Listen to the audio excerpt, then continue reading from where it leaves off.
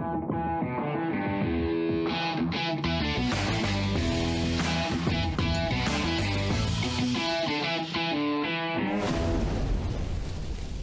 everybody, Mark Ashton from Burton McCall has joined us again. Thanks, Mark. Today we're going to have a look at a couple of Biolite head torches. Now, you know, as a trail runner, head torches, especially in the winter months and even for longer races, a head torch is a compulsory bit of kit. There's lots of brands out there, and you know, maybe I think I'm probably safe to say that some of our listeners probably may not have heard of Biolite. So when you look at the kind of the brands like, say, Petzl, maybe, I suppose, arguably the top brand. But yeah, there's a few out there that are doing equally, if not better, products. So I thought it'd be great to introduce an alternative to you guys. So yeah, over to you, Mark. Brilliant. So Biolite, like you said, lots of people may not have heard of Biolite head torches. They're a company based out of the US. Started making stoves that run on twigs that produce electricity. I've seen them; they look amazing. Yeah.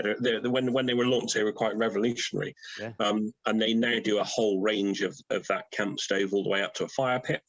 Yeah. They do a range of lighting. They do some solar bits. They do some power banks. But one of the things that they looked at doing, I'd say a number of years ago, I got a very early sample and was massively impressed when I saw it. Was a head torch, and there are a multitude of head torches out on the market at the moment. As you said, you know, the market leader is arguably Petzl and Black Diamond by brand name, which people will be very, very familiar with. And it's a real difficult market to come into, because you've got to try and go up against those big brands. And the consumer will often get sucked in by lumens of how bright is it? And that's not a clear area, because often people will put lumens on things and say it's X amount of lumens, but what they won't give you is a true runtime. Yeah. So what Biolite looked at is, can we go down the lumen route? Can we go down the battery route? Yeah, we could, but why don't we look at the fit to start with? Because if you're going to make a really, really bright head torch that runs for a long time, it either has a really large bulb element to it, or a really large battery element to it, and it's an elastic strap. And as you're on the move, certainly, obviously, from my side, I'm not a trail runner, but I use head torches for fishing. I'm in a mountain rescue team and use them all the way through the night very regularly. So it's all about fit. So what Biolite have done is looked at what they call a 3D fit system. So the head torch is actually built into the band that goes in your head. And the key thing here is the front of the band is fixed. It doesn't stretch. Yeah. The inside of the band has got wicking material built into it. And the stretch is at the sides. Cool. So when you've got it on, it's amazingly comfy. Yeah. And that's where it started. Then they started to look at how many lumens and what sort of setting and batteries you can get. Yeah. So the key thing is, when I ever show this to a customer or speak to somebody, always start to talk about the fit, get them to try it on. And there isn't a head torch that I've found that's like it in terms of. You can angle the light as you can with others. Yeah. It has multiple settings. So there's a red light. Yeah. This is a 330 model, so it will run up to 330 lumens. Yeah. It has 3 different settings. It'll run for up to 40 hours. And then it's got an internal battery on the back, which is recharged using a standard USB socket.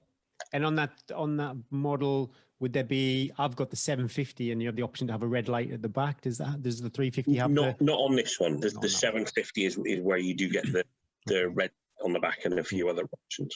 I can vouch for the fit. The 750 is super comfortable. I know in other head torches I've got, sometimes, you know, if you pull it tight to stop the bounce, you may get, over a period of time, you might get like a little, not a hot spot as such, but just something, an area where you might just get a bit of intolerance to a piece of plastic that's rubbing up against your head.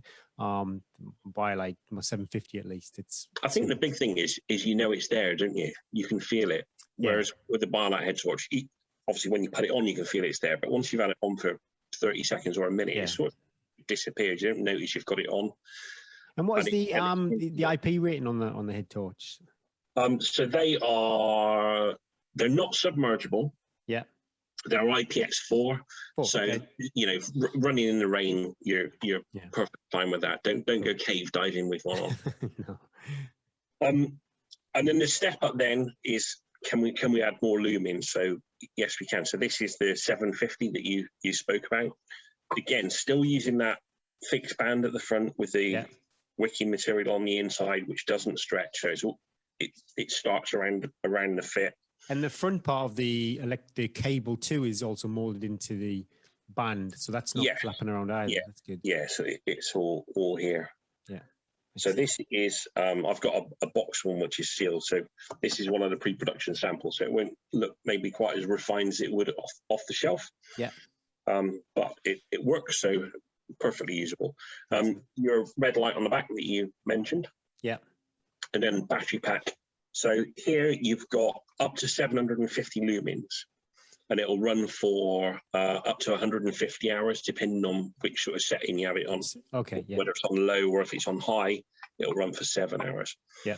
But when we talked about lumens and this cloudiness, it won't run at 750 lumens full time, full on, because you don't need it. 750 lumens will light 130 meters away. And in fairness, unless you're Usain Bolt, it's going to take you a few seconds to run 130 meters. So its standard runs are either 250 or 500 lumens, and that 750 lumen is a boost mode. Okay. What they're trying to do there is get as much longevity out of a single battery pack.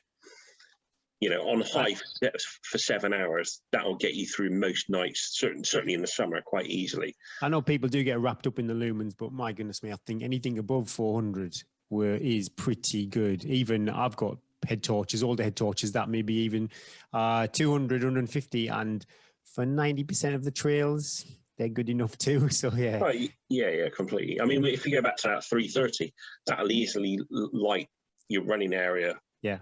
Quite safely. Yeah. The 750 gives you that benefit of that long range. If you want to look at something in the distance, you got to be wary of with really high lumens is if you're on a race where you've got a map. As soon as you look at the map in the dark, all you get is that reflectivity of brightness. Yeah. So having the ability to drop it down to maybe 100 lumens, even 50 lumens, so you can look at the map and then crank it back up again for the distance, which is pretty good. Very good. And I think we chatted earlier. If you're out for a really, really long time, do you have, it's no, for argument's sake, you're in the middle of winter, you're doing a night hike or run and you've 10 hours of darkness. Is there the ability then to have an external battery? There is. So this has what they call a run forever mode. So if we use an adventure race, spine race being a brilliant example, Yeah, just happening. Yep. Current. So really long, you're running through the night. And you need that battery backup. This has the ability to pass a charge through the battery pack.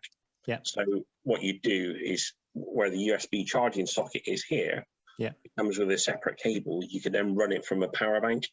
So you can tuck a power bank away in a backpack or a run belt or in a jacket pocket.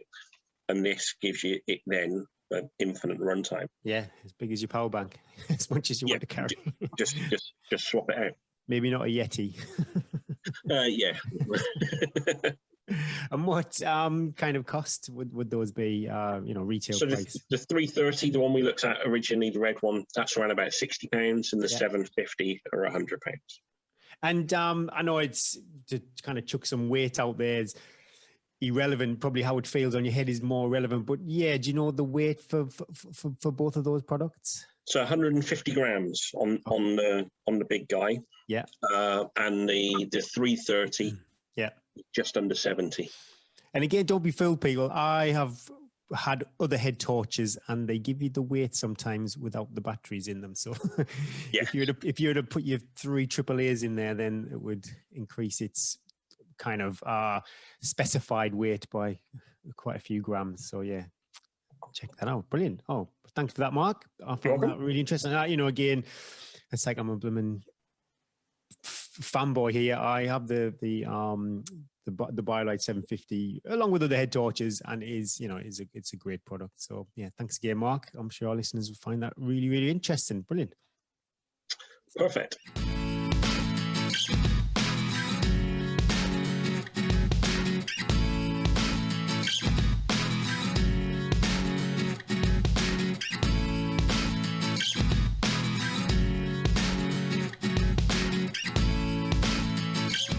Hi everybody, Mark Ashton from Burton McCall joined us again to discuss some of the Jetboil range.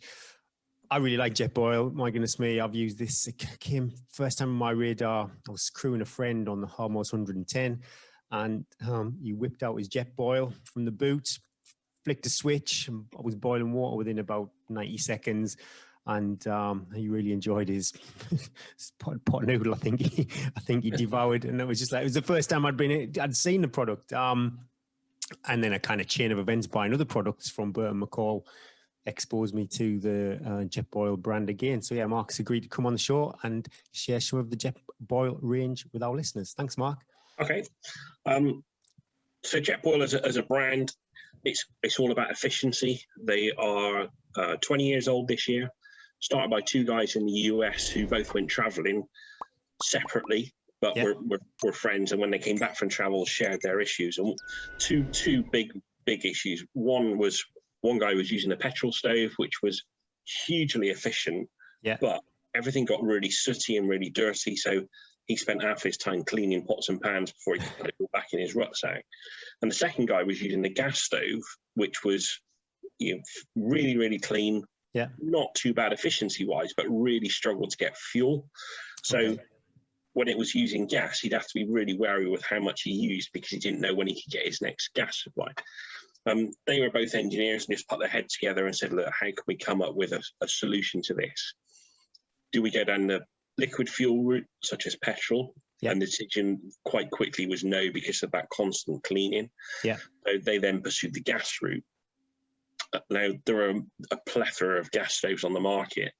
So what they didn't want to do is reinvent the gas stove. So what they did is looked at the pot. So if you look at a Jetboil on the shelf, and if you don't know what it is, it looks quite strange. It just looks like a aluminium can, because everything is hidden away on the inside. And we'll look at the insides in a second, but the technology is all within the base of the cup. Okay, yeah. So this, on the inside, these fins are what they call it a flux ring.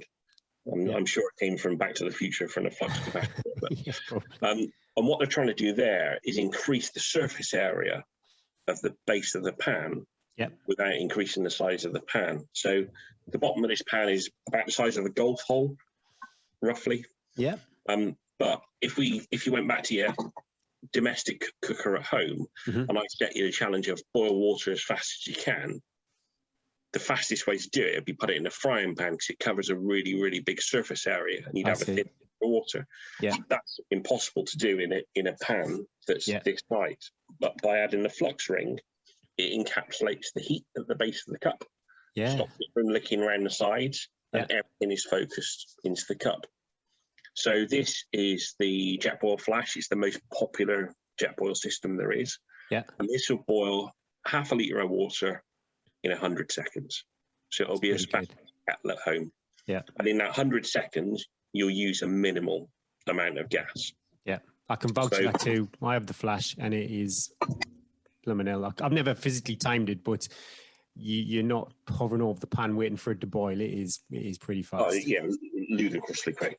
And they run on 100-gram gas cartridges, so gas cartridges aren't very big. Yeah. And that will boil 12 litres of water before it needs replacing. Cool. Brilliant. So, yeah, in terms of efficiency, really, really, really, really good. And everything packs inside.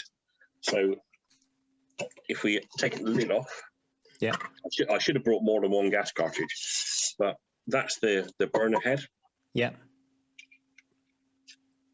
And that's universal. And I know Jetboil have their branded gas, but you could get, oh my goodness, go outdoors gas for whatever. Oh, yeah. So the reason they wanted to go to a screw thread is this screw thread is called a Lindell valve, which is Mr. Lindell invented it.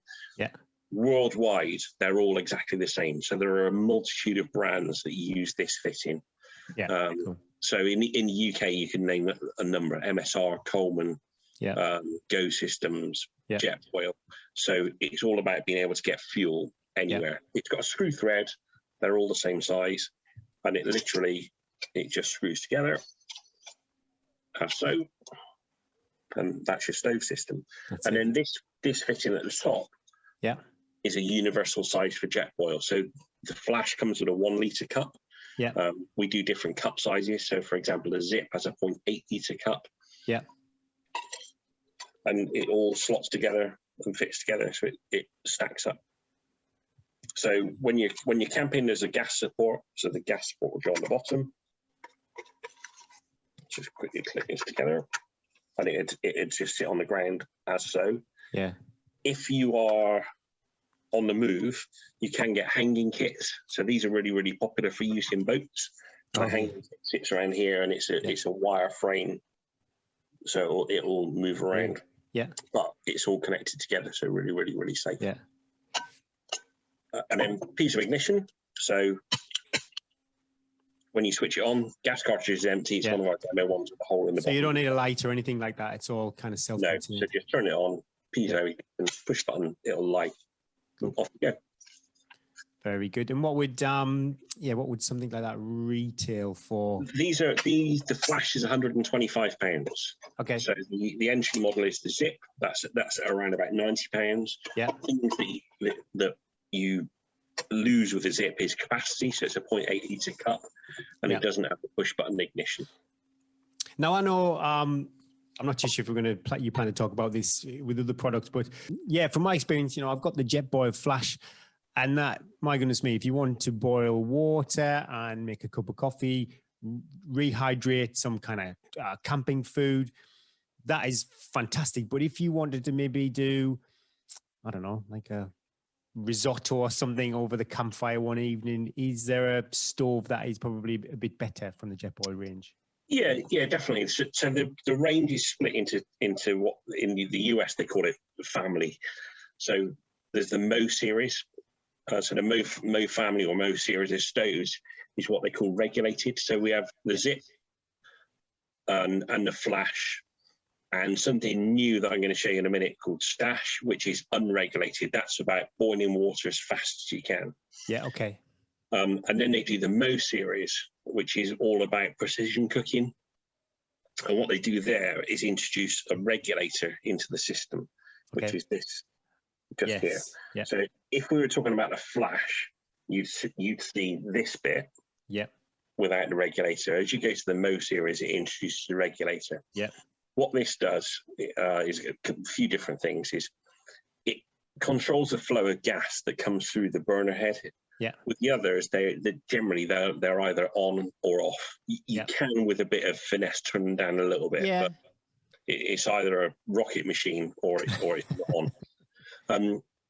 With the Mo series, there's more tooling that goes into the bail arm, which means you turn it more times for the gas to come on. But also that means you can turn it down to a simmer. Fine tune it. So they also have different sized pots. So it's a much wider pot than the flash we looked at earlier on, which gives you the ability to simmer, stir. If you like risotto, as you said, you can cook risotto. I don't remember the last time. I said risotto, but I don't remember the last time I had a risotto. Oh, it's interesting. We have, with our sales team, every year we go, unfortunately we couldn't because of lockdown this year, but every year we take the guys away. And rather than, when new product comes out, rather than all meeting in an office around a table, we'll go to the lakes or the peaks for a week, or anywhere outside the office and actually use the product. Sounds great. Oh, it's good. And we had a Jetboil cooking competition a number of years ago in the Lake District, and me and one of the other brand managers were running the event. And when it came to this cooking competition, we were like, what are we going to get? Boil in the bag, you might get a pot noodle. If you're lucky, you might get spaghetti bolognese topped. And the food they did was incredible. Parmesan cheese crisps. Oh my goodness! Using a Mo series and a frying pan, risotto, amazing risotto. And I should have brought some pictures of it. You wouldn't believe it's on the Jetboil. Good for Instagram. It was good, yeah. We sent the pictures back to the guys in the US at Jetboil headquarters, and they were like, "Seriously?" And I'm like, "Yeah, it was really good." Oh. Well, I'll be putting mine to use tonight. I just realised with microwavable rice, you can couple of minutes in a pan with a 30 ml of water, and off you go. So that's that. Oh, it's done. Yeah, perfect. So. And then the other nice thing with the regulated systems is it looks about how much fuel is left in the can. Yeah. So obviously, whenever you go out on the hill, you just grab your can, you shake it up, like how much is in. Yeah. Jetboil do a hanging gauge, so it screws into the top. You can hold it, and it'll tell you how much gas is left in the can. Oh, that's interesting. Yeah. But as the cans deplete, the pressure inside drops, which means the flame size generally goes down. Yeah. The regulator will account for this. Okay. So as the pressure in the can starts to drop for one of three reasons, either lack of contents, altitude, or really cold weather, this is where this kicks in, and it reduces the pressure of the gas coming through, which means the flame size will go up. Yeah. So from a full can all the way to an empty can, you get consistent flame size. Oh, that's amazing. That is really good, actually. You all know, to maybe a poor analogy, but if you've got an aerosol can or something and you get to the end of the can, you can barely get anything out of it. So there's no regulator there to compensate. Cool. Great.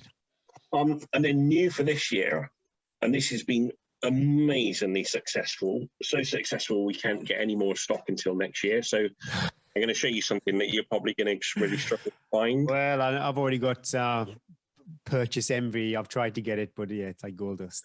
In that case, I'll keep my sample close to my chest. There's this, which is Jetboil Stash. Yeah. So Jetboil in the past have tried to go down, or not, have gone down the lightweight route and used titanium pots and pans, which was all right, but titanium, you get heat spots. Okay. And if anything sticks to the base of the pot, it will reflect back into the base of the pan, and it will damage the flux ring. So the titanium range was dropped a number of years ago, and this year they've launched the Jetboil Stash. Yeah. So the same flux ring, same size base of pot, all about the efficiency of the pot. But what they've done here is made a lid that the gas cartridge fits inside. That's neat, yeah. And a burner that's in a little bag. Yeah. And this burner head, rather than making the pot out of titanium, they make the burner unit out of titanium. Yeah. So this opens up, all screws together. Yeah. And you can immediately see the size difference over the flash. I know it's a different cooking system, but everything was in that pot there, and you've got your gas, your support, your burner, and your cooking pot. That's it on there. Amazing. But the big selling point of this is it only weighs 200 grams. Yeah. But for an integrated system, there's nothing that comes close to it. And that's a fast boil one too, is it? That's yes. Yeah. So that's not regulated. They couldn't get that. It was where the importance is. This is about weight, and they couldn't get that regulated system down to that golden 200 grams. So that's tiny, and it's 200 grams. That's amazing. Yep. And even to the extent of the fins are angled, so you'd see they're not quite straight. Yeah. And that's all designed about the pack up, so that when you pack it up, this sits in the side of the pot and it sits against the pot wall. Yeah. To try and make it as packable and as small as possible. Brilliant. And if you were lucky enough to see one somewhere online, what kind of cost would that be? They are $139.99. Okay. And when you buy these things, do they include gas, or are they usually just the everything but the gas? No, it's everything but the gas. They don't include gas, and that's purely for shipping purposes. Yeah, I understand. If you go into your local outdoor store on the high street, you'll be able to pick up gas at the same time. Obviously, lots of people don't live very close to an outdoor store. Yeah. So you'll use the net, and then posting gas cartridges is obviously very tricky. So they come without gas. But again, that Lindor valve that we spoke about earlier on, that's it all packed up. That's amazing. That Lindor valve we spoke about earlier on, yes, ideally run it from jet or gas, because the blend of gas inside is designed to be as efficient as possible. Yeah. But if they're not available on the shelf, any screw fit cartridge will do. Brilliant. Well, thanks for that, Mark. Really interesting. Yeah, I do like my jet boil. Oh, it's quick. Cool. Well, thanks for that.